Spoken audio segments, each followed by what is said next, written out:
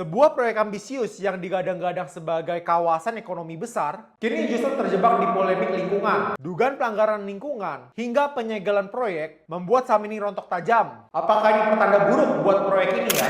Kemarin gue makan siang sama Rian, terus dia langsung bilang, "Kok lu denger gak kalau misalnya ada proyek Keklido yang lagi ada kena masalah di Kementerian Lingkungan Hidup?" Iya, gue udah baca Yan. Keklido yang dikelola oleh MNC Land dengan tiker saham KPIG disegel karena diduga pelanggaran lingkungan. Katanya sih proyek ini membuat Danau Lido menjadi dangkal karena terjadi sedimentasi dari pembukaan lahan. Serius kok, itu gimana proyeknya kok? Proyeknya sih otomatis terlambat Yan. Kementerian Lingkungan Hidup bilang kalau misalnya mereka nggak mengelola air hujan dengan baik. Jadi endapan lumpur terbawa ke Danau Lido. Akibatnya membuat Danau Lido menjadi dangkal. Padahal danau ini penting banget buat cadangan air tanah dan pencegahan banjir. Tapi pihak MNC Land kira-kira responnya gimana kok? Mereka bilang kalau misalnya itu bukan penyegelan, tapi hanya pengawasan. Mereka juga ngaku kalau misalnya sedimentasi ini sudah terjadi lama sejak tahun 2013. Jadi ini sudah terjadi sebelum mereka mulai proyek di sana. Sehingga mereka ngerasa kalau misalnya ini bukan sepenuhnya salah mereka. Terus kira-kira ini bakal pengaruh ke keuangan perusahaan gak kok?